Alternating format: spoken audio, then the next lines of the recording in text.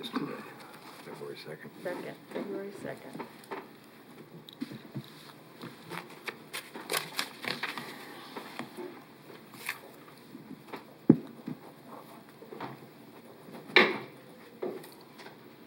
Okay, here we are.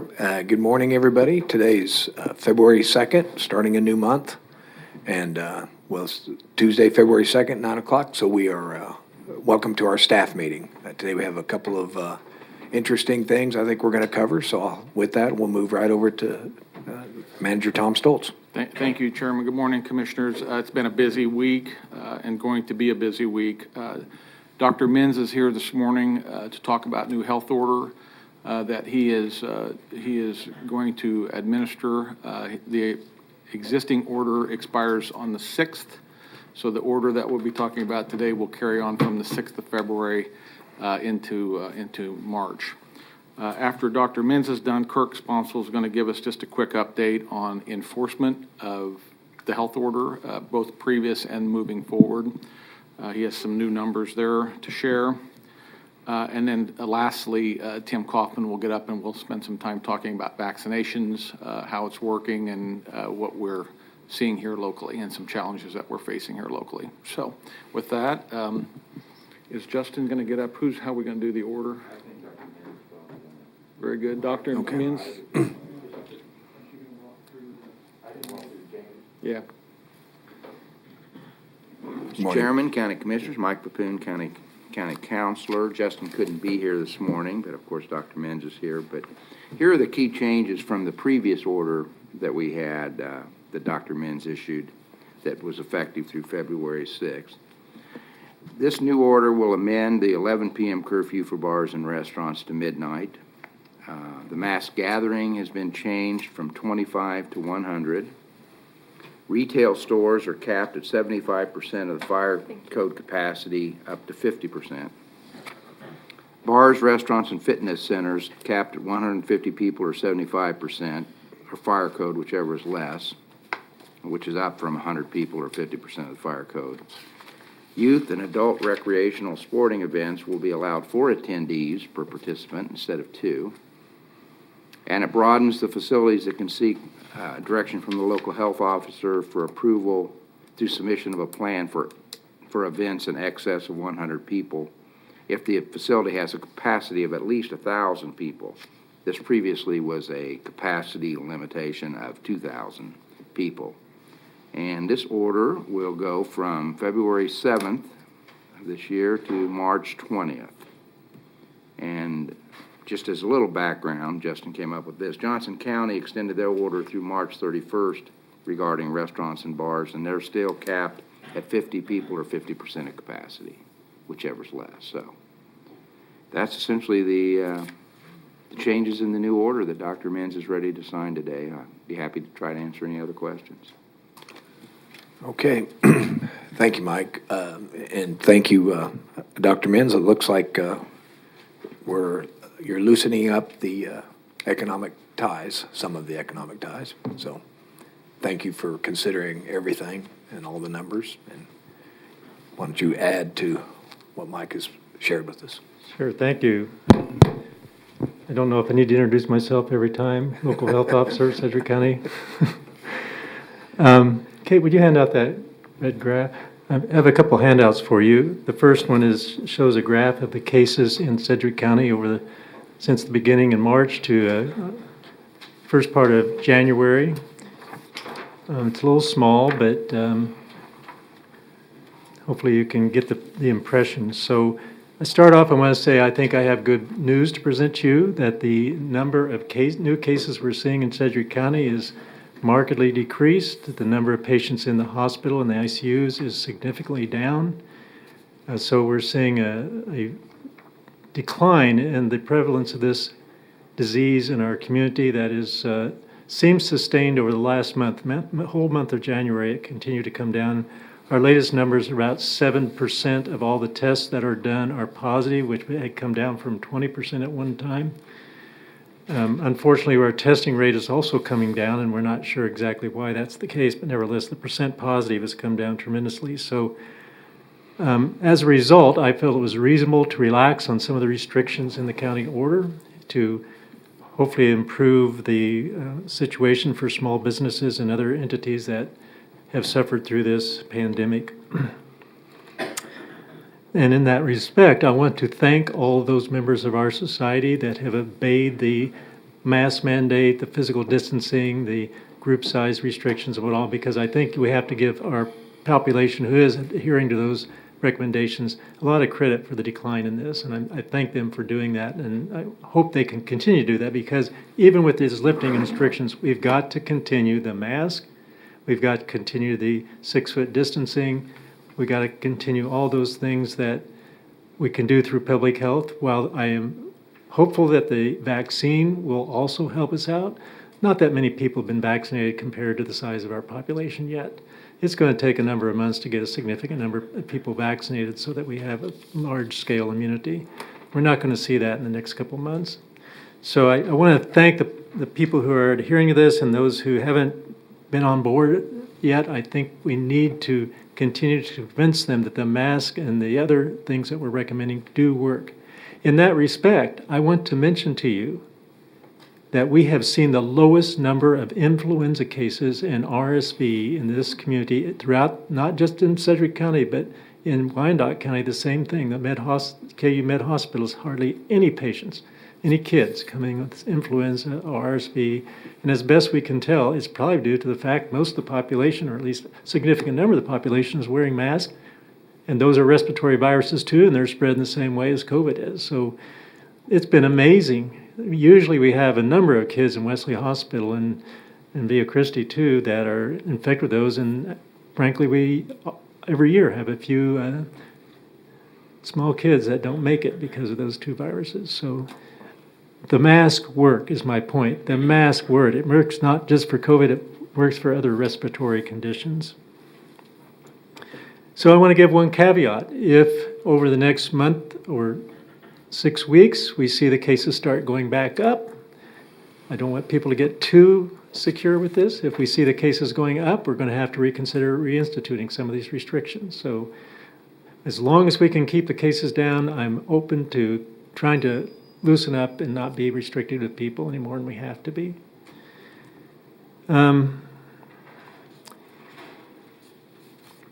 I wanted to show that graph to you, which I think is very impressive and very encouraging. I will tell you that we have, to this date, I am not aware of any of the new variants that appear to be less susceptible to the vaccine and more contagious have appeared in Kansas or even Nebraska or Missouri yet. I know that Kansas is testing a sampling of all the new virus cases we get every week, and so far they haven't detected the new variant. But that too is an unknown. I don't know what impact that could have on our cases if it does start appearing in Kansas. It's in Colorado, it's in Texas, so I would be surprised if we don't start seeing some cases eventually. Now, how much effect that'll have on our case number, I don't know. But that's another reason I need to be a little cautious about lifting the restrictions too much, because we don't know what that virus, those new variants are going to do to our numbers. Kate, if you want to give that other, and finally, having Kate distribute a short article that was just printed last week, and it complements if you saw in the paper, I believe it was Monday or Sunday morning, the paper had a article on one of our doctors at Via Christi that had put together photos that he has taken. He's an amateur photographer, and he put together a number of the photos from people in the hospital and the clinics and kind of demonstrating what they're going through to care for these patients. And this article quotes a number of healthcare providers from across the country about how different this epidemic has been for them than any other thing they've ever seen in their professional lives. And I just wanted you to see the impact of their comments, and it was very moving to me about how this has really impacted their profession and their experience over this last year. It's been a long haul. It's been a long haul for everybody. We hope with the vaccine coming out that we're gradually, eventually going to get to the place where we can return to a more normal behavior in society. So with those clarifications, I'd be happy to take any questions. Okay, I don't see any yet, but I'll comment that I know that it was a nervous time in the month of December after Thanksgiving, college coming home, college break, and then Christmas and New Year's, and we all were well aware that this 2-week follow-up was really scary.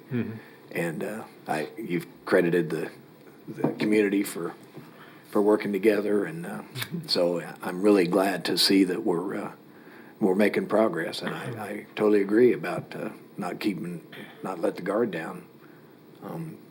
Chairman, I might also mention, and I know the commission knows this, but just for the public, we had a hospital call yesterday, and the dashboard has been changed today, and I think that was a part of the logic that went into Dr. Min's thinking on where we stood on regulations today. One of the things that's on the dashboard, and I'll just remind the commission because we haven't talked about it for a while, is we have a red or yellow, green demarcation on this regarding the status of the hospital. And that turned red back in November, October for a number of reasons, and it went yellow again yesterday for those same reasons, now in reverse. We look at percentage of positive cases, which, as Dr. Menza said, is down to about 7%. That's as low as we've been for several weeks now. So that number is sloping the right way. The number of staff at the hospital that has COVID or is on quarantine for COVID is on the way down. There was times when both hospitals had 60 and 80 staff that were either quarantined or with COVID. That number's not zero, down significantly into, I think they mentioned 10 or 12 or 15 yesterday on the call. The number of patients in the hospital has gone down, and most importantly, the number of ICU patients has gone down. So all of those are sloping the right way. And then the other reason that we turned it yellow, and this was after discussion with Dr. Ebersol and Dr. Antonios, is everything's trending the right way now. So we're back to a cautious level. I just wanted to explain the color change on it because the media really seems to play that up, and there's not an exact number that we're looking for. It's all of these factors trending the right direction, which give us, the doctors felt like that made some sense to move that back to one level. So I just wanted to add that in to complement what Dr. Minz was talking about. Okay.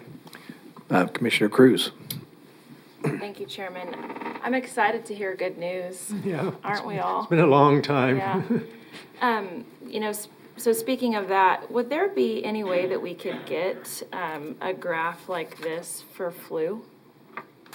Maybe that showed what it was the last 3 seasons compared to this season or something of that nature?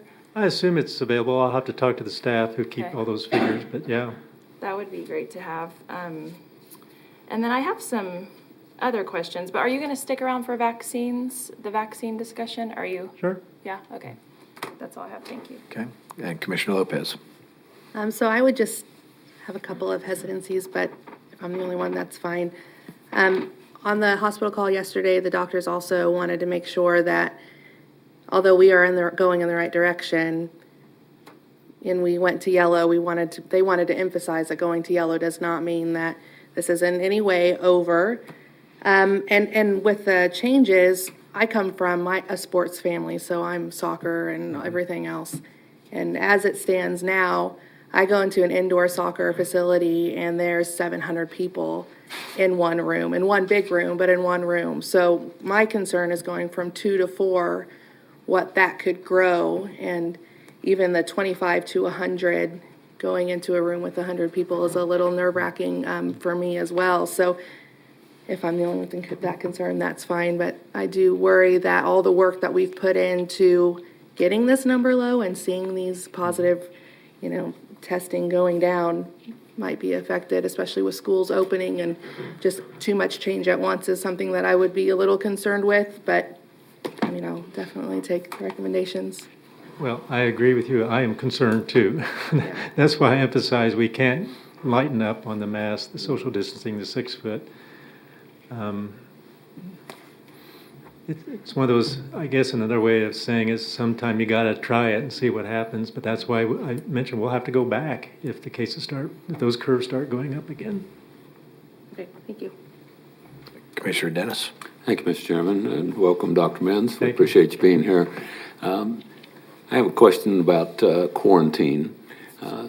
Once the person has the virus and they come in close contact with someone else that has the virus, how long do they still have to quarantine, or what's the rules on quarantining once that you've had the virus? And it's a two-part question. Same with getting the vaccine. Once you've had the vaccine, do you have a period of time you don't have to quarantine? So I think we're all waiting for some advice and direction from CDC. A number of us have asked that question. We've also asked the question, if you have a group of people who've all been vaccinated, can the group be larger? And I don't know why the CDC's hesitating on that, but we haven't heard anything, and so we'd like to get some direction from them about how to handle that. I can tell you at my own institution with students, most of which have been, or the healthcare workers have been vaccinated, we're still adhering to all the rules about how big a group we can have and the 6-foot distancing. It's a good question. We just, now part of the problem with that is even in our healthcare facilities, not 100% of the employees have taken the vaccine. So even in those, one of the big questions we have now is what percentage of the population is really going to take this vaccine? You would have thought the healthcare workers would be pretty high percent, but I know at one of the systems it's a significant number have decided to wait. They may change their mind, but my point is, people aren't walking around with a sign that says, I've had the vaccine. So in any group now, you don't know who's had it and who hasn't. And so I think that's why CDC is being a little hesitant about lightening up on this issue of quarantine and all that. Well, the main reason I'm asking is, say a teacher gets COVID and they recover 2 weeks or so, but then they go into the classroom and they've come in close contact with someone that has COVID. I would hope that we wouldn't quarantine that teacher again. We need to keep them in the classroom. I think that makes sense. Now, there's still a question about, can you get it again right away? We've not seen many of those cases happening. There have been a few reports of people getting the case twice in a couple months. If someone asked me unofficially, I'd say, yeah, I can see the rationale of doing that. But it's not come down from the official guidelines from the CDC yet, so I'm a little hesitant to make that a public statement that it can be done in all instances. And obviously, you'd have to confirm the patient actually had it. There'd have to be some way of confirming that they just, we know for sure they had it. Very good. And one last question.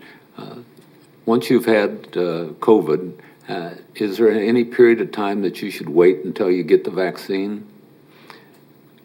I think the recommendations I'd said is if you would like to wait 3 months, that's acceptable. But I don't think they're telling people they can't get the vaccine earlier if they wish. I think right now the emphasis is getting needles in arms. Well, thank you very much, Dr. Menz. I appreciate it. Okay, Commissioner Howell and then Commissioner Cruz. All right, thank you, Chairman. Dr. Menz, thank you for being here this morning. You're welcome. I appreciate you here answering questions about the health order. I appreciate that opportunity to speak with you. I love charts, and I'm looking at this chart trying to figure out exactly what everything means. And I'll say thank you for the chart. But as I look at this, I don't think the red has any significance. Is that the way you read this? Well, I think the red was signifying the red zone and the green zone. The green's kind of where we'd like to be to say things are really great.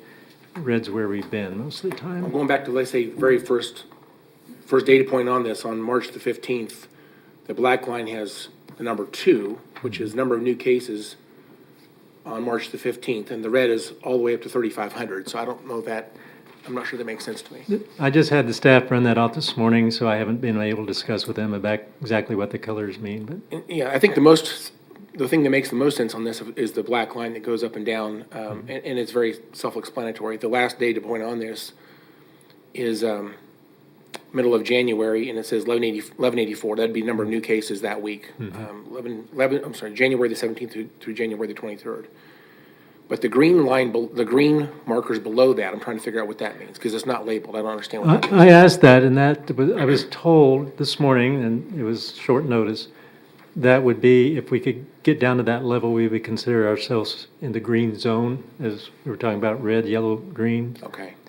I'd like to add to your comments, I'm glad you brought that up.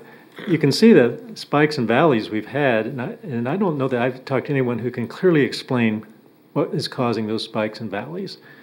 I suppose we could go back and see when health orders were administered and whether that had any effect, but there's a lot about this virus we don't understand. We don't understand how much the weather changed, the colder weather's affected the numbers.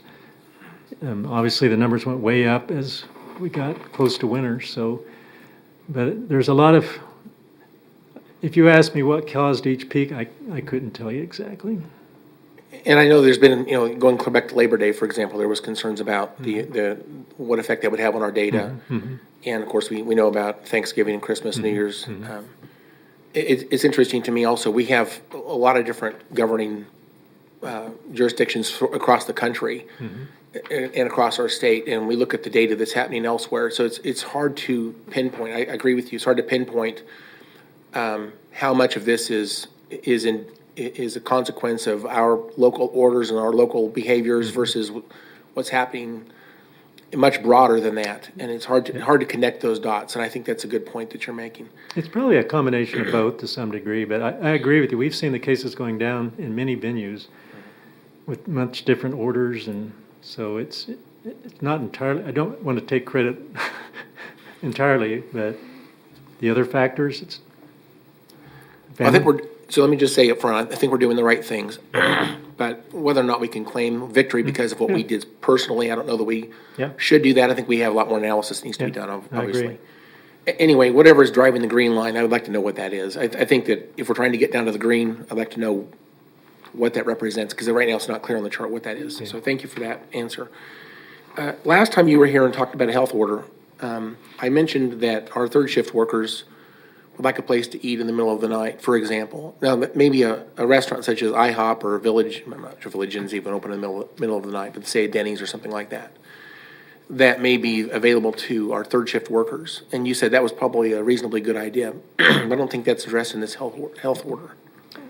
Well, if I'm correct, I think it's only the restaurants that are serving alcohol that are affected by this. I think McDonald's, Burger King, all those kind of places can remain open all night.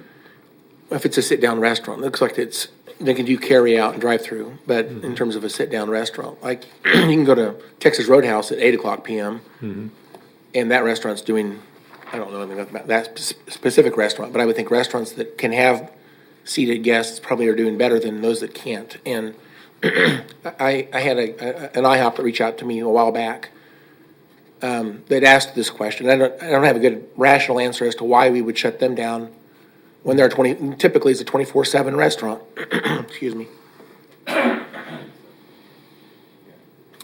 Anyway, I do think that restaurants that serve alcohol might be maybe a different idea behind them versus ones that don't. And so I don't know if that makes sense or not, but I do think it's something we ought to consider considering. I don't think they're going to be large crowds at 3 or 4 in the morning, and I think that they ought to be, people ought to have the same opportunity in the middle of the night if that's the shift they're working that we would have at 7 o'clock p.m. type of thing. So, just a suggestion. Again, maybe you want to go back and rethink that one. Okay. I would appreciate that thought. Okay. This is the second time I brought this up now. All right. Thank you, sir. I know we're going to have questions on this. So I'm going to ask you the question because I'd love to hear your perspective on this. But there's going to be a lot of people who are going to ask, what is the end game? Because I know, for example, I'll use this example. I know that there's a family where they all had COVID. The staff all had the vaccine, and yet they're still adhering to the order of not having anyone there, no visitors, and no one in the room without wearing masks while she's delivering a baby, for example. And I think that was just interesting point. If everyone's already had COVID or everyone's been vaccinated, does that rule make sense in that situation? Is there a way for us to consider some relaxing of these rules in situations such as that? I think there's going to be more discussion about that. As I mentioned earlier, we are actually discussing that at our school, and I don't think people are quite ready for that. We're still not sure, we're still not certain about the effect of the vaccine on your communicability. We're still not certain whether people can be immune to systemic infection, but still carry the virus and transmit it to others. Hopefully not, but we don't know that for sure. And again, not all the population's vaccinated or immune yet. And so I suspect the CDC and others are waiting for some more data on how much the vaccine affects their communicability. I think we know intuitively right now that there's going to be a part of our population that's not going to get this vaccination. Right. And that's true for any vaccination. Right. And I would imagine that we could wait forever, and there's going to be a percentage of even healthcare workers that may not want to do this at some point. So I'm not sure we can use that as a trigger point to make a decision necessarily, as long as they've been given the opportunity. Yeah. And I respect their decision on their personal health. I think that's their choice. And if the health order is intended to protect people who don't have the option, I think that certainly is, I think, maybe part of the mission of this. But once people have the option of having the vaccination and they choose not to have that, I don't know that should be the driver necessarily of further restrictions on other people. So there's concept of herd immunity. Once you get a high enough proportion of the population vaccinated, that probably even the unvaccinated people aren't going to be at much risk. The early estimates were 60% of the population. If they were either immune from natural infection or vaccine, that might be adequate. I think that's a prediction. It's not a proof at this point. So we'll see. Yes, hopefully we'll get to some. I hope someday this is like influenza. I don't think we're going to eradicate COVID. I don't think we'll take it to zero and never see it again. I think it will become another virus we have to deal with. And we will never have 100% of the population vaccinated or immune, just like we don't with influenza. So I can't tell you what percent of people need to be immune from some mechanism before we feel comfortable. Maybe 60%. I don't know yet. That's a prediction, not a proof. Thank you for those answers. Now, my final question would be this. In this health order, you're changing the curfew for bars and restaurants to midnight. In the previous order, it's 11 o'clock. So it's changing it by 1 hour. Mm-hmm. If we did not have a curfew, they would naturally close it. Places that sell alcohol would not be able to do that past 2 o'clock in the morning. So I'm not sure. Again, I'm not a bar person, so I don't know I don't know what the situation is in the bars. I've never been to one at 1 in the morning to see what's going on. So I don't know. But I imagine there's going to be questions regarding do we feel like we are able to maybe consider going just to standard Kansas law and let this go on, let them stay open until 2 a.m. as they would naturally. Is there any thought to that idea? Yes, I think it depends on how we do over the next 6 weeks. I hear what they're saying. I'm not using this as proof, but many of the urban areas in this country have shut the bars down 100%, closed them. I think we've been pretty liberal allowing them to stay open. So I'm not saying those cities are better off. I'm not saying that they have had fewer cases than we've had. But I think we've been pretty flexible here compared to what most of the other urban areas in the country, and even the CDC has declared that bars should be closed. We've not closed them. Well, just a final comment I would make, and that is whatever you choose to do on that, I think that every business ought to be treated personally, ought to be treated the same. So if there's social distancing requirements, if there's Right. occupancy limits, it should be applicable to those situations. The idea that you're going to walk in and it's shoulder to shoulder filled with people not wearing masks, that would be in violation of the health order anyway, and I would not support them basically ignoring the health order. I don't think that's what I'm asking for. I just think that, if they're open until midnight and they're social distancing and wearing masks, I'm not sure that 2 hours necessarily makes a huge difference. And I'm not sure they'd even do this, 7 days a week, or this just a couple days a week. I don't know how they do their business. And so I wanted to ask the question because I have no doubt we're going to get those same questions. And so I wanted to ask you the chance to respond to that. And thank you for your answers, sir. And of course, for both bars and restaurants, the problem is that people don't have their mask on. They're eating and drinking, and so, obviously, some cases, maybe possibly that inhibitions are reduced a little bit. So, Okay, Commissioner Cruz. Thank you. Can we go back to the spectators at sporting events? Commissioner Lopez makes a really good point, and I wonder what are others doing around the state in regards to spectators? Wichita Public Schools has said that they're going to keep theirs at 2. So the CDC has not given a recommendation. So I wonder how this decision was made. Decision was made based on comments I've received from the public about feeling like that families would like to go in and see their kids play, or they'd like to bring grandparents along. And again, since our numbers are lower, I'm willing to give it a try. But there's no data out there what the magic number is. At one point, we considered 1, but people felt that was too restrictive. Would have been better if we'd gone with 1 originally rather than 2? Don't know. So I have to admit to you, a lot of these things, there's no science behind it. There's no data saying one community with just 1 is doing better than the community with 4. But it seems to make sense. The more people you bring in, if one's infected, we're going to have more transmission. I just wonder why we would be limiting one part of our community but not limiting the other. If we're going to limit our businesses, then we should be limiting the other as well if we're really trying to reduce the spread of this disease. When I've seen pictures of sporting events where there are a lot of people very close together, and that's essentially what we're trying to avoid with bars and restaurants. And so we're saying bars and restaurants, you can't open, but sporting events can have as many as they want. No, I didn't say as many as they want. But that's what they're doing. Well, now that's an enforcement issue. I can't speak for enforcement. I can tell you what I'm recommending, but someone else will have to address enforcement. Well, I would like to see it go to 2. So that would be something that I'd like to see it go back to 2. Well, thank you for that, but I think that's Right, and your decisions. I'll leave that up to you all. Commissioner, the only other thing I'd comment on is Acacia, the State Athletic Association went to 4. So there is synergy now between the order and Acacia's rule. Not saying that that's right or wrong, but was part of the discussion we had with Dr. Menz yesterday. Okay. Are you complete? I'm finished. Thank you Okay. for now. I'm finished for now. Commissioner Lopez?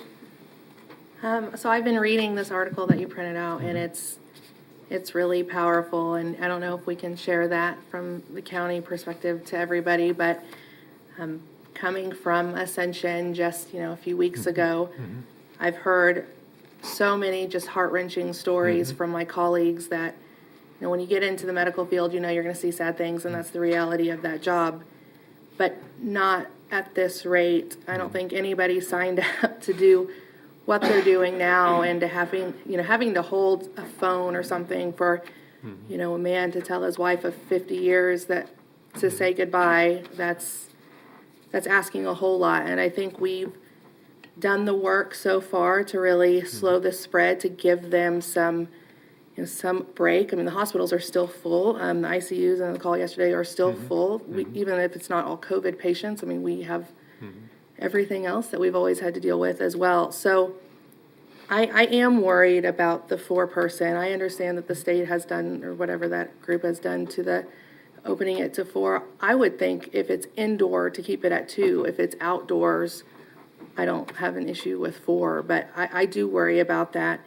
And then just thinking about our medical community and trying to do what's right by them, the size gathering of 100 people, I love the idea of trying to open back up and trying to do that, but more at a smaller step instead of quadrupling, maybe going from 25 to 50, see how that does for a few weeks, and then gradually going up. But I think making too much change at once is putting a lot of pressure back on our medical community when, I think they've gone through more than anybody could ever imagine at this point. So if that's your wish, it does not offend me to do that. Okay, thank you. That's all. Commissioner Cruz? Thank you. So first, let me apologize. My frustration's coming out today. There's no so need to apologize. let me- I'm not offended. So I guess, when it comes down to making these decisions, what I hear you say is that when you hear from a lot of community members, you're getting pressure from all sorts of people. We're all getting pressure. And I think it's important that when when the heat turns up, we have to understand that what's the best for our community is what we need to do, even if the pressure mounts. Yeah. And so, I don't know, Mr. Papoon, if you can help me with this, that I need to make a motion to amend this order from 4 spectators to 2. Yeah, I mean, that can easily be put just in the motion you just said, Commissioner. Commissioner Cruz makes a motion to amend Dr. Menz's order to increase the spectator guests from 4 persons to 2. Chairman, I might interrupt. Do we want to do this in a formal meeting tomorrow at the BOCC meeting? We generally don't vote in staff for items. General staff is in information session. If the commission wishes to take an official action, it might be prudent to do that tomorrow. Another thing we could do is, you could go ahead and discuss it and have some informal votes so that Justin knows when he redrafts the amended order, what to put in it. What will happen is we'll take Dr. Menz's order, and then Justin has the Board of County Commissioner amendments to it, and we can have that prepared for a formal vote tomorrow. But I think it'd still be a good idea for Justin in our office to know where the commission's leaning if they're going to amend Dr. Menz's order. And it doesn't take effect till Sunday, so it doesn't. Okay. And if you'd like to go from 25 to 50, that's certainly the will of the board. They can do that. Commissioner Dennis? Thank you, Mr. Chairman, and I appreciate the fact that we're not going to take a vote today. I think it's more appropriate that we do it at a formal meeting. But before we vote at a formal meeting, I think we need a little bit more information from those that are impacted by a decision like this. So I don't know if the manager or someone could work with the superintendents and see what kind of an impact something like this would have on their school districts, whether this is a good idea or not. I can tell you that I truly love high school sports, and I stopped announcing basketball this year for the first time in about 20 years because I didn't want to be in a gym full of people, and I can't wear a mask when I'm announcing. So it is a concern to me, but I want to make sure that we coordinate with all the folks and we just don't make a hasty decision one way or the other. So I'd like more information before that I can vote on it tomorrow. Thank you, Mr. Chairman. Commissioner Howell? Thank you, Mr. Chairman. I think there's something that's much bigger than Sedgwick County that's driving some of this. That's the Kansas High School Athletic Association. And I think our USD, our school districts and our county are going to follow their guidelines no matter what we do on this. Mm-hmm. I don't think it's fair for us to institute something for situations where it's not under CASA when those things that are under CASA have a different rule. So again, trying to not make sausage from the bench here, I think that we ought to be very, very, very careful how we move forward. But I think the thought behind moving this to 4 is because that's what CASA's already done, if I understand correctly. So if that's what the state's going to do, I think we need to follow suit. Otherwise, we have this bifurcated rule. It doesn't apply, Sunrise Christian Academy would have a different rule, perhaps, than North High School would have. I don't think that's good policy for our community. So again, if CASA is going to have a rule of 4, then we ought to follow what they say. I think that the spirit behind this ought to be that a family unit should be able to sit together. If you're a single parent and you've got 2 or 3 kids, I don't want you to have to go get a babysitter to take your kids to go watch one of your other kids play a game. I think that's more reasonable. I don't know that it makes sense to have 4 strangers come and sit together necessarily. I don't think that's the spirit of what's behind this. But I do think there's plenty of families that have 1 or 2 or even 3 or 4 people that need to sit together because they come from the same family. So I would rather see the spirit represented in this order rather than a hard limit. But nevertheless, I think we should follow what CASA says. Thank you, sir. Commissioner Lopez? So I piggyback a little bit on Commissioner Howell on what Keisha's doing. I think you stated just a few minutes ago that we really don't have the science to prove that going from 2 to 4 is the right thing to do. So I would have a hard time imagining that they would have the science saying that that's the safest way to go as well. And then if we are getting information from the community on how these changes or the amended changes might be, I think we need to loop in our medical professionals, the physicians that, are on these hospital calls, our medical community, and really get their input as well, because they're the ones that are going to be impacted most if our numbers start to go up. I do think if they're outdoor sports, I don't see an issue with 4, but if they're indoor, that's where I hesitate at growing that, like doubling that number, just from my experiences alone. I've had to leave places and sit in my car because it's just, there's so many people. So I guess that's kind of where I'm coming from. But I think it's going to be really important that we get our medical community's input on this as well, because this will be affecting them more than the average person. Thank you. Okay. I don't see any other comments right now. I was kind of surprised myself when I saw that the State Athletic Association went from 2 to 4. It just was in the news, and I thought, oh, wow. So they must have had some reason to do that. And I kind of welcomed allowing, because we had a lot of pressure when we went even at 1 and 2. And I just feel that personally that the community has gone through so much and we've worked together so well that this is kind of a soft opening and to expand, and nothing to say that if something happens, you can't, as you've said, you can turn the heat back up or down, whatever the word would be. So I'm pleased that you have allowed some of this to happen and in a cautious manner, and so that's kind of where I fit. And I don't know we have enough time, but to get a lot of feedback from every superintendent, but we can see what we can do and bring it up at the meeting tomorrow. So, Mr. Chairman, I will say to all the commissioners, if any of you have suggested motions you want to make tomorrow to amend Dr. Menz's order, please let our office know, and we'll prepare those for you tomorrow. So. okay, all right, thank you. Thank you again, Dr. Menz. Can I just kind of close with expressing our sincere thanks to the Sedgwick County Health Department workers, the Sheriff's Office workers, the EMS, everybody that's been out on the front line in this. As Commissioner Lopez is wonderfully talked about the healthcare workers, and we've got our own Sedgwick County public people that have just been exhausted themselves, and I think they're all probably feeling to be able to work and less overtime and get a day off and all those things. So I would just want to express to all the Sedgwick County workers that are involved in this that I think our commission is hugely thankful for the efforts of the last year, right? Been about a year. So Thank you. Yeah. So I visited the health department on Saturday when we were vaccinating people over age 80, and our people are out there directing traffic in their raincoats and hats, and Wow. so they're working hard. Thank you for that. Yeah, it's really community coming together to try to get this done. So thank you again. Thank All right. you.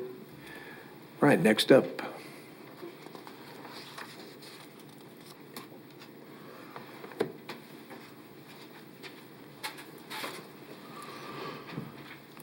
Good morning, Commissioners. Kirk Sponsel, Assistant County Counselor. I'm here today just to go over some of the numbers that we've received concerning complaints about COVID enforcement.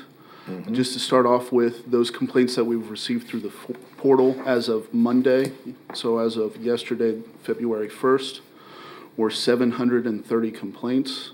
Of those complaints, 592 were potential complaints, as in the alleged facts or didn't even allege any facts that might potentially constitute violations under our code. Of those 592 complaints, 200 of them were associated with businesses that only had one complaint against them. That left 138 complaints that were improper for whatever reason, whether alleging facts that didn't constitute violations, were out of our jurisdiction, or things of that nature. We have sent out 37 potential violation notice letters. We have contacted, I believe all of them have been Wichita Police Department. We've contacted Wichita Police Department concerning 8 businesses and we have currently issued 6 citations related to violations. I would also add that based predominantly on reports and video that we received on Friday, I met with MABCD yesterday afternoon, and it appears that we have 8 more citations in the pipeline that we should be issuing in the next day or two. And with that, I'm open for any questions concerning the numbers or the process. Okay. Thanks, Kurt, for these numbers. Some of us do get asked about the enforcement status, so appreciate that. Have any of these gone to court yet? So the 6 current citations that we do have are those actually in our system right now. Without going into any detail about the facts or negotiations, all 6 of the citations are still active in our system. Okay. All right. Commissioners have any questions on this? So, thank you. Thanks, Kurt, for the information. Thank you. Okay. Thanks for all the work.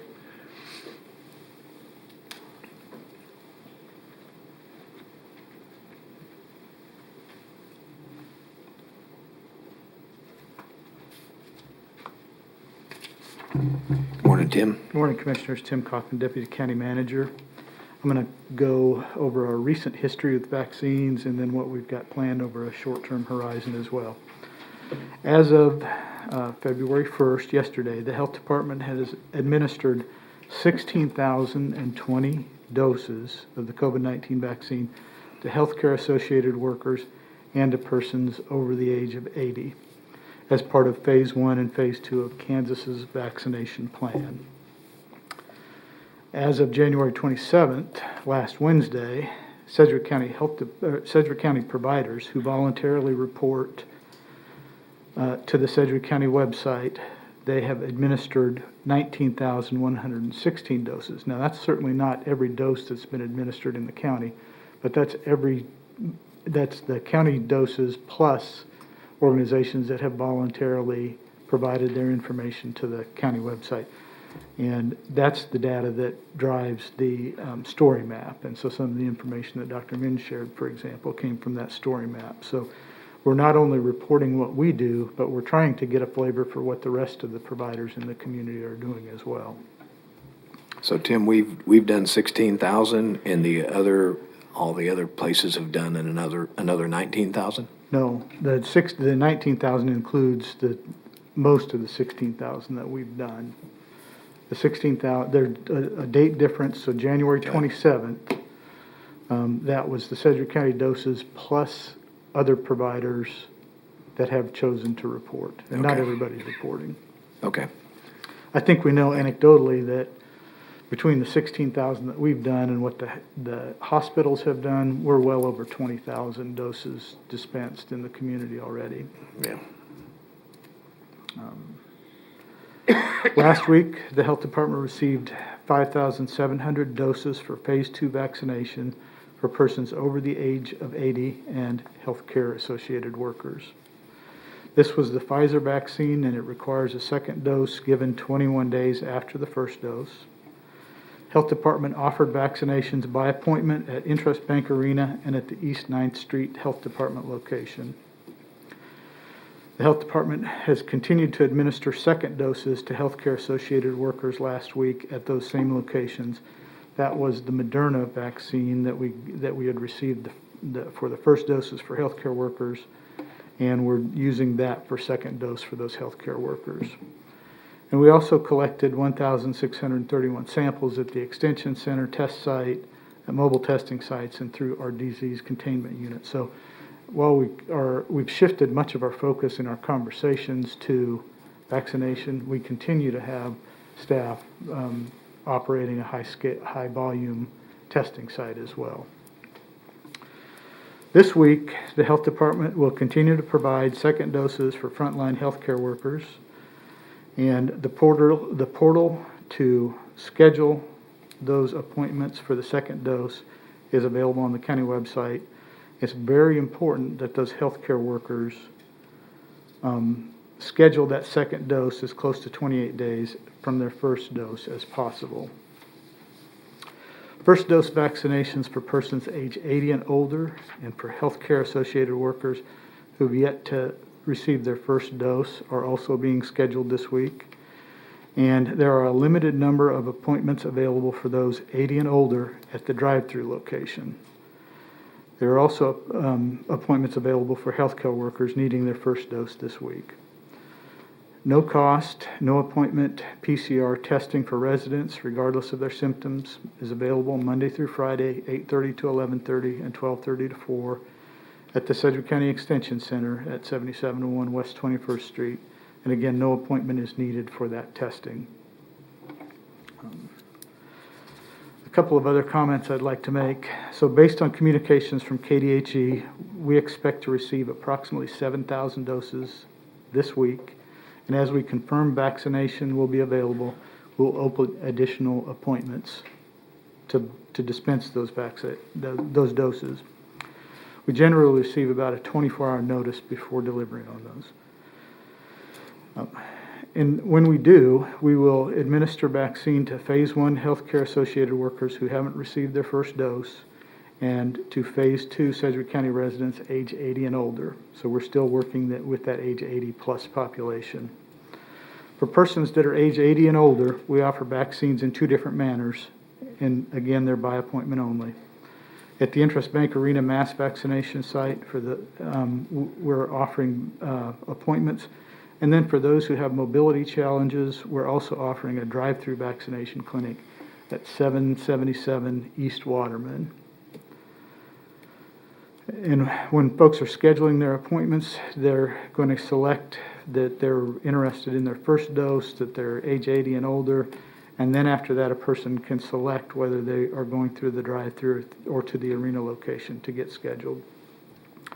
If residents are age 80 plus and they cannot make an online appointment, they can call 660-1092, and we've got staff that will be able to help them with that scheduling process.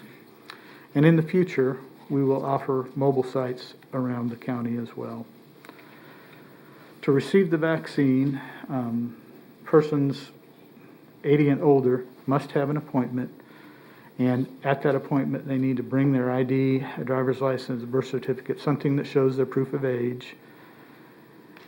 And in addition, residents should bring a vaccine consent form that's available online, or they can fill that out at the vaccination clinic as well. But those are the two things that you need to have to get a vaccination. Residents that are younger than 80 right now and they're not a healthcare worker or not able to make an appointment at this time, they should watch local media and sedgwickcounty.org website and our social media channels, and we will make that information available when it's time to schedule appointments for other age groups. Phase 2 includes age 65 plus, but because we receive a limited amount of vaccines each week, and there are about 111,000 Sedgwick County residents age 65 plus, we're vaccinating those that are 80 and older at this time. We're notified about 24 hours before we receive vaccine. Because of the unpredictable nature of vaccine distribution to date, the health department is not scheduling ahead of vaccine receipt. Our intent is to not schedule more appointments than the vaccine we have on hand, and additional appointments will become available as we receive more vaccine. So later this week, we anticipate to receive additional vaccine, and then we'll open up appointments that match that vaccine that we receive. And then I'd like to make a few reminders to our community. It's very important that folks not come to their appointment more than 15 minutes in advance. We have enough space at Interest Bank Arena for those being vaccinated, and then for the observation time, 15 to 30 minutes for folks. Anyone that arrives significantly earlier than that appointment time may slow down the process. And I want to assure the public that we schedule appointments based on the amount of vaccine available and prepare vaccine doses based on the appointments scheduled at any given time. I know that there are concerns that people would have to stand outside and wait. Generally, that's related to folks that arrive much more early than 15 minutes before their appointment time. And so that's why we're using an appointment scheduling process, so that people don't have to come significantly earlier than necessary. If you're a healthcare associated worker, please schedule your appointment for your second dose. We need to make sure that we get everyone scheduled for that second dose, and we would like for them to schedule that second dose at the same location, same provider as their first dose.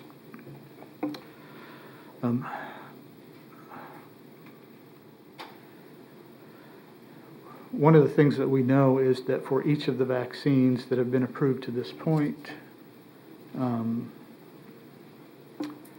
there's a required second dose for the person to be considered fully vaccinated. So we've got healthcare workers that have received that first dose. We don't want them to let their guard down because of that first dose. They need to come back and get that second dose. And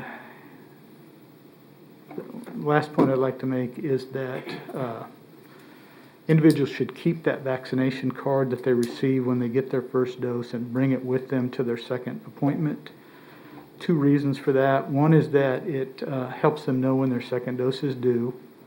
And depending on the type of vaccine that you receive, it's going to determine when that second dose is due. For the folks that received the Moderna vaccine early on, that's a 28-day time period between the two doses. For the Pfizer vaccine that we've now received and that we're using for phase 2 folks, it's a 21-day difference. And so we put that information on the vaccine card. And then in the future, at some point in time, that card could serve as documentation that you have been vaccinated.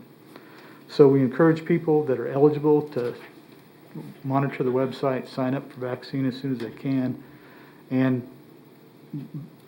until then, continue to observe the 3 W's, wear a mask, watch your distance, and wash your hands. And I need to restate that if individuals need help getting an appointment scheduled, they should call 660-1029. We've got folks to help. If they're not able to navigate the website themselves, we've got some folks available to help. Be happy to answer any questions you may have. Okay, thank you, Tim. Commissioner Dennis. Thank you, Mr. Chairman. Thank you, Tim. I appreciate it. A couple pieces of information that I'd like to have because I get a lot of emails and phone calls from people that are 70 to 75, 75 to 80, and so forth. And they want to know when they're going to be able to get into the vaccine. So you just told us that there's 111,000 people who are 65 plus, but I guess that we need some information on how many are 80 plus, and then a second part of that is how many of those that are 80 plus have we been able to vaccinate, so that we can kind of start counting back and saying, okay, is our next step going to be 75 and older? So I need that kind of information. What's the next group of people, and how many are going to be within that? Just so that we can start answering these questions, because I get a lot of people that are somewhere over the age of 70, but they're very concerned about when they're going to be able to get the vaccine. So that's a piece of information that I think we need. The other concern that I have is that I understand the state is the one that's tracking who's been vaccinated. And here in Sedgwick County, we've had the hospitals vaccinating people, we've had pharmacies vaccinating people, we've had health clinics vaccinating people, and we've had Sedgwick County vaccinating people. So to know who those people are, I have kind of a lack of faith in the state of Kansas being able to do what we're asking them to do, as they haven't been able to manage a number of different programs, and mainly it's because all their computer systems are way out of date. So I don't know how that we're tracking to know who's been vaccinated and who hasn't been vaccinated. So if you ever get any information on that, I'd be interested. You also mentioned that we're going to start mobile tracking, or mobile vaccination sites. Do you know when we're going to start those?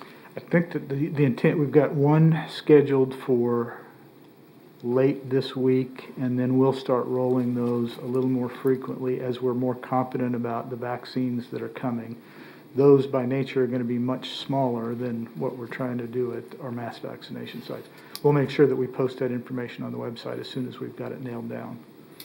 I understand. Again, some of the questions that I receive are people live in Cheney, for example, and they're 95 years old and have mobility issues and so forth. We need to be able to get those mobile systems out to those remote locations in order to be able to work this. So I'd appreciate anything that we can do to make sure that we take care of the senior citizens that aren't able to get in. By the same token, I don't know. I have not heard that our aging department's involved in any of this, and they're both under you, so that's a good place to start, is with you. A lot of them, a lot of our senior citizens aren't really computer savvy, and as a result, they're running into problems trying to get an appointment to get the vaccine. In addition, if they try and they can run a phone, but from what I understand, as soon as all of our appointments are filled, that phone number isn't any good anymore. It doesn't tell them, hey, call back. I don't know what it tells them, but I'm not sure that that phone number, which a lot of our senior citizens are going to rely on rather than a computer, is giving them the information they need on when they can call in and when they can get an appointment. So again, if there's anything that our aging department can do to help that group of people out, I'd certainly appreciate anything that they can do. So those are my comments. I appreciate it. Thank you. You raise an interesting point, and I missed it in my notes, but our Aging and Disability Resource Center is a connection for anyone out in the community, and it would, in this instance, could connect them to the transportation brokerage. And so if we have folks that are living in suburban or outlying areas, or even in town, and they're not able to get to the mobile site, the drive-through site, for example, our Aging and Disability Resource Center and our transportation brokerage would be able to help someone who lives in Cheney, for example. Once they've got their appointment, if they connect with the transportation brokerage, they would be able to take them to that appointment. And we're also utilizing the ADRC as a way to communicate out to our senior population as well. You raise a really good point. We've got a good resource there with the aging department, and we're utilizing them to get information out. Very good. I appreciate it. Thank you, Tim. Okay, Commissioner Lopez. Thank you. I've had a few questions about when we receive the vaccine, and I know we only get about a 24-hour notice, but are they going to try and get those on the same day every week, or has that been discussed at all so we can have a little bit better of an idea? We think that we will, going forward, be getting that vaccine on the same day. Okay. This is really just going to be the second week where we're getting some consistent shipments, and so that's Okay. encouraging. The other thing that's encouraging as far as advance notice is that the federal government has determined that they are now going to let states know for 3 weeks in advance what kind of allocation a state will receive, and then the state will be able to figure out, give us a little bit more advance notice as well. Oh, that's huge. And then I've had a lot of questions about this as well, and I'm not saying that I think this should happen or it shouldn't happen, but can you explain why we're not doing a registration of people who want the vaccine? I know we're not scheduling appointments for anybody until we have the doses on hand, which I think is the right way to go, but other areas are doing like a registration. If you want the vaccine, you can list maybe what category you would fall under, so we would have a better idea of how many people we would be looking at for that. Again, I'm not saying that I think that we should do that. I just, if I could get that answered for them. I think the real answer is the infrastructure, the technology infrastructure that it would take to do that would be an additional layer on top of our scheduling, and I don't know that we have the capacity to be able to do both. And so Okay. we've tied our commitment to those appointments, and that's where we're applying our resources right now. Okay, I appreciate that. And then my last one, for the phone number, if they can't get online to schedule and they call, are there going to be people there that can help if they don't speak English?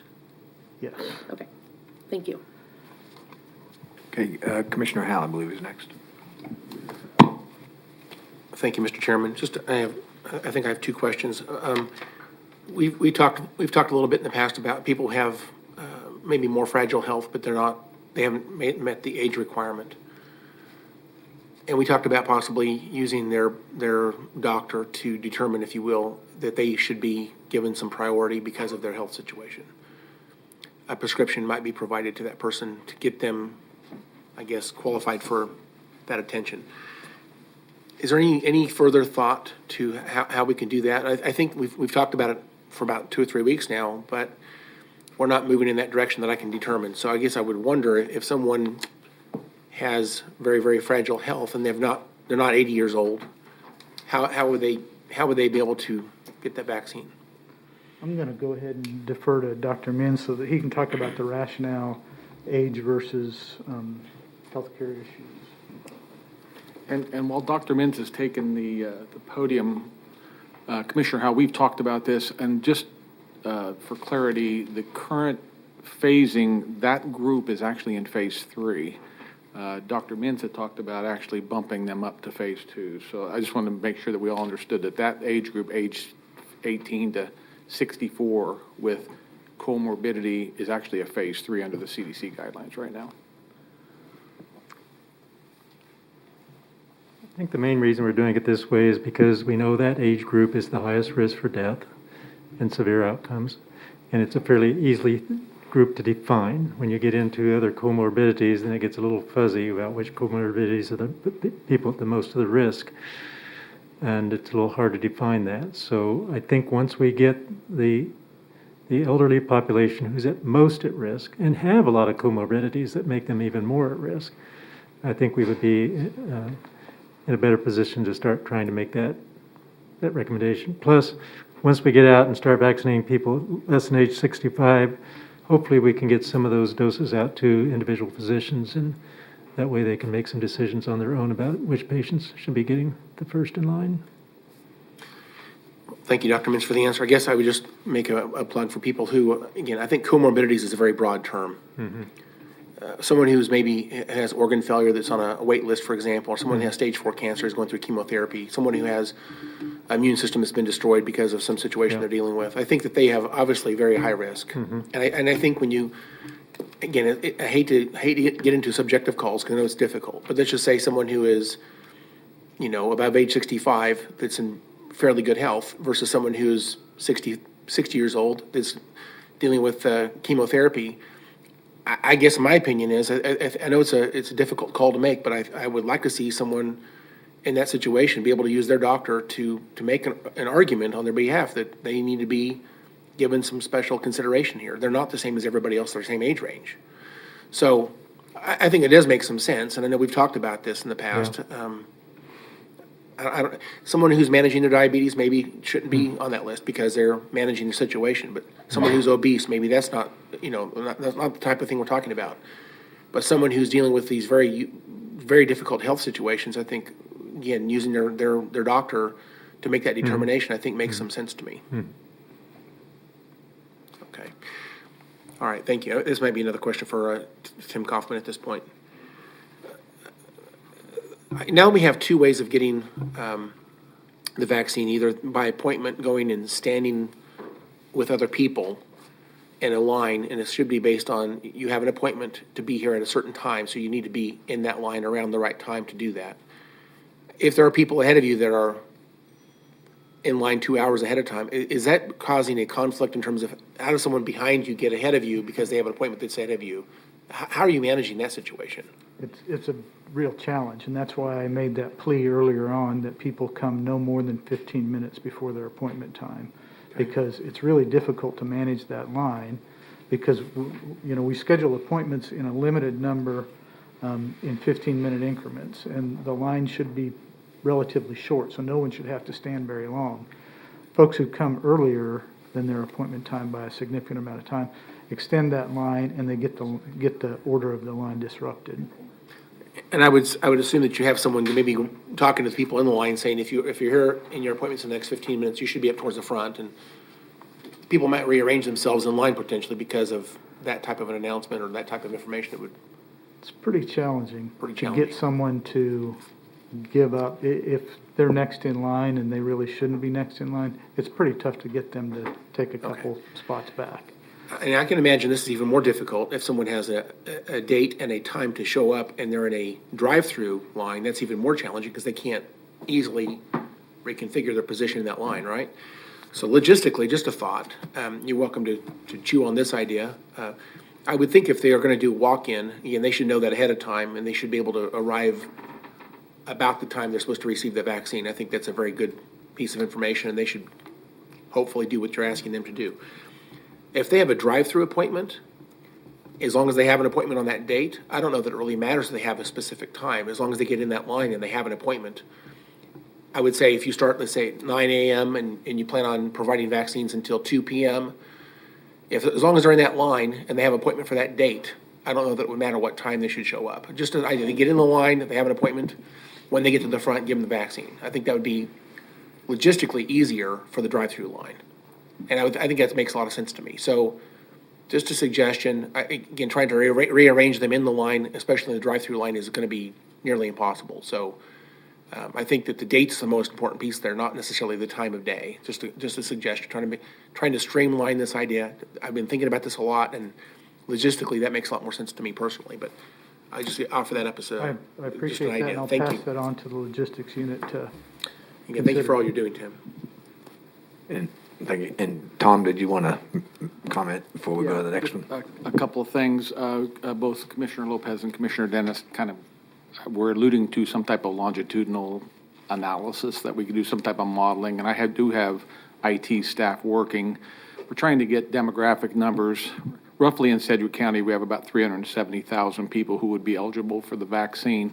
So as we work our way backwards now to define those populations within the phases, Jeremy Hill is helping me with at WSU to put rough estimates together of the population of aircraft workers, for example, or postal workers.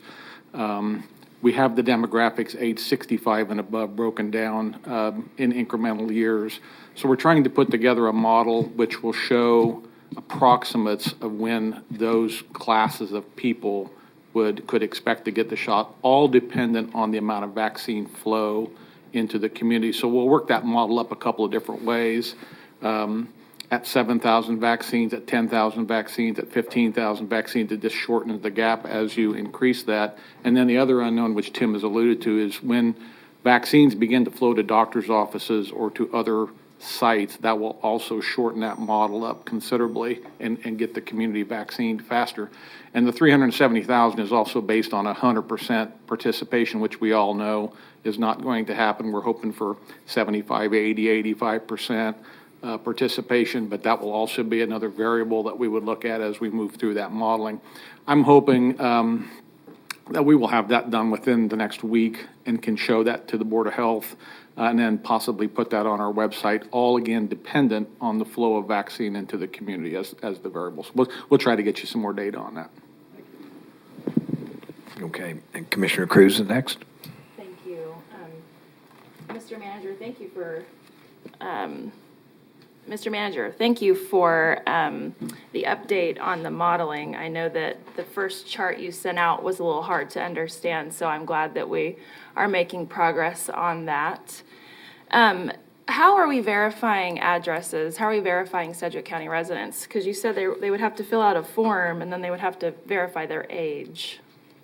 So on their form, it asks for their address, and so we're Okay. checking that to make sure that we're looking for Sedgwick County residents for those folks that are over the age of 80, and then for healthcare workers, they're either going to have documentation that shows that they work in the community or that they live in the community. Okay. And then you mentioned about senior care, so long-term care facilities. Can you just real quickly, what is the update on how many of those facilities are working with the pharmacy? Because there's some confusion around the National Pharmacy Program and then the vaccines that the state of Kansas is giving to the Sedgwick County Health Department. So tell me, how are the Sedgwick County Health Department vaccines that are received from the state, are those going to long-term care facilities, or is the National Pharmacy Program handling that? The National Pharmacy Program is handling the bulk of those. There are a few across the state that have been referred to by the governor's office as orphaned long-term care facilities. We have made phone calls to all of those adult care home entities in the community to figure out if they're part of the national program or if we need to work with them through the local vaccine allocation. And so I don't have numbers for you, but I can tell you that we've touched all of those organizations. Okay, and then one final question. When you first started giving your update, you talked about the health department giving out 16,000 doses, and then you talked about total providers at 19,000 doses, and then you said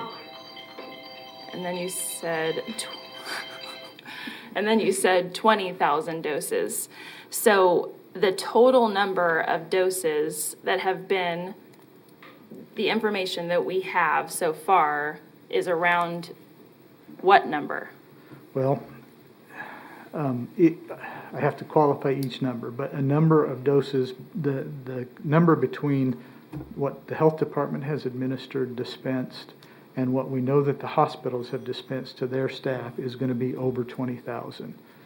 That does not include any of the national pharmacy vaccinations that have occurred in the long-term care facilities.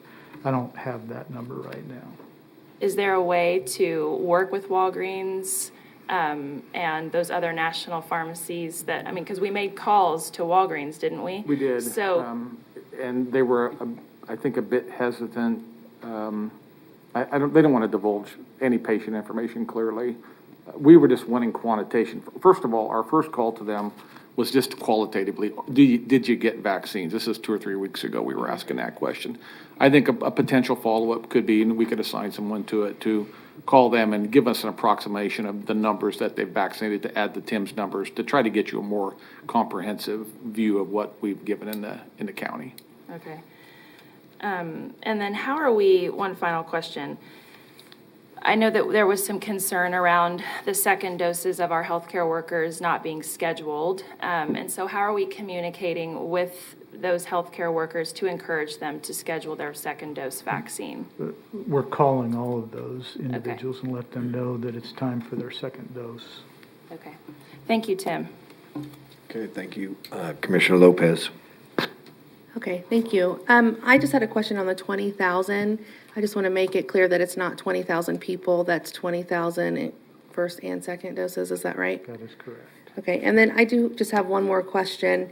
If people continue showing up too early and that doesn't slow down, just as an example, my grandma went in over the weekend and she's not as mobile as, others maybe, and she had to stand for quite some time, which was really hard on her. Is it possible, I know if you go to other businesses or other doctor's offices or whatever the case may be, where you call and say you're here and then they can call or text you back to say when it's your turn, and then they don't have to wait standing up for however long that might be? Yes, we believe that we'll have the QLIS product that the tag office uses to do something very similar up and available by the end of the week. Oh, perfect, okay. Unfortunately for your grandmother, she ended up going to the East 9th location where we've even got less space, but we didn't have access to the arena that day. And so I think we did run into the situation where folks came early and it extended that line out and people were in line for much longer than we hoped. We intend to have the QLIS product up and running before we're back at East 9th. Okay, well, I'll tell you, she was excited, so she was willing to stand. I know it was hard on her, but she was really happy to get that, so thank you so much. Okay, any other questions from commissioners? Good discussion, and thanks, Tim, for the all the news, and good luck with the future. Okay. Okay, I don't see anything else. Any other comments? Being none, we will meet tomorrow morning on official business at 9 o'clock. We'll see everybody then.